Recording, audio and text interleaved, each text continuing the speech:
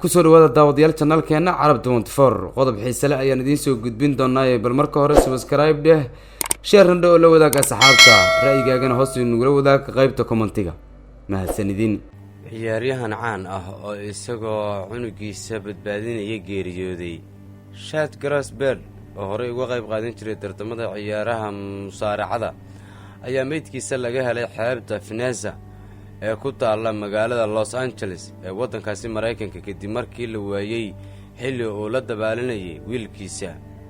ciyaaryahankan oo 39 sano jir ah ayaa hir qaaday isaga iyo wiilkiisa Ayre oo 10 sano jir ah 17 bishii May. cunuga yar waa la badbaadiyay halka kooxda badbaadiyaasha ee xeebta ku sugnaa aysan u suurtagelin in ay isagana gacanta ku soo dhigaan.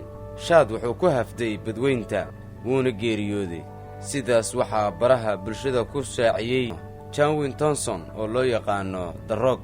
laakiin inta uusan dhiman wuxuu dalbaday in marka hore loo badbaadiyo wiilkiisa, kaasina waa jacaylka aabanimo, ayuu sii raaciyay qoraalkiisa. The Rock wuxuu ka mid yahay ciyaartoyda ku caanbaxday tartamada musaaracada waana jilaa filimada sameeya.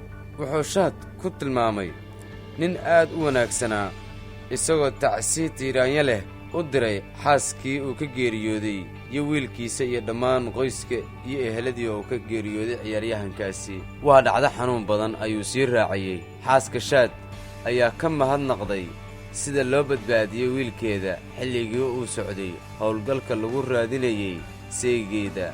Shad waa dagaalyahan geesi cajiib ah. waxaan rajaynayaa oo aan ku ducaysanayaa inuu isagoo nabad qabo noo soo laab, ayay tiri markaas. dabcan waxay ahayd inta aan meydka saygeeda la helin, laakiin maalin Arbaca ah ayay kooxaha gurmadku ka war dooneen meyd la sheegay inuu ku soo caariyey xeebta Veneza ee magaalada Los Angeles. saacado kadib waxay xaqiijiyeen inuu yahay meydka Shad. waxaan taageerayaasha caalamka kula biirayaa tacsida iyo xasuusta Shad Grasberg oo ahaa ciyaartooy aan aad u jeclahay iyo aabba naxariis badan. sidaasna waxaa Twitterka ku soo qoray ciyaartooyga sida weyn loo qiimeeyo tartamada musaaracada WWE ee lagu magacaabo Triple H. ciyaartooygan oo dhirirkiisu ahaa 6 feet iyo 7 inji waxaa markiisi hore loo aqoon jiray The Beast, wuxuuna ka soo muuqday kooxda musaaracada isku bahaysata ee Crime Time. si gaar ahna wuxuu xulafo ula ahaan jiray JTG. noloshiisa kuma soo gabagaboobin sidii aan rabnay, ayuu yidhi Faras oo ay isku koox ahaayeen, kaasoo bartiisa baraha bulshada ku soo qoray qoraal aad u murugo badnaa. waxaan hadda xusi karaa inuu ahaa halyay aabba naxariis badan, ayuu ku sii daray qoraalkiisa kadib markii uu ka baxay tartamada musaaracada ee WWE 10 sano ka hor.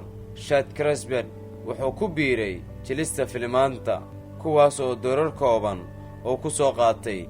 waxaa filmadii uu ka soo muuqday ka mid ahaa Get Hard with the Kevin Hart iyo Will Ferrell, kuwaas oo soo baxay 2015. rugcadaaga WWE ee lagu magacaabo Dave Bautista ayaa ooyey markii uu tacsiyeynayay geerida Shad. wuxuu jeclaa inuu soo galo qol dhexdii oo uu keligii kiciyo buuq. wuxuu ahaa nin noocaas ah. wuxuu ahaa nin nolosha dhan ka weynaa. wuxuu ahay nin aad muhiim iigu ahaa. erayada noocaas ah ayuuna doonayay markaasi inuu ku xataabo. qodobkaasi xiisaha badan ayaan daawadayaal idinla wadaagaynay.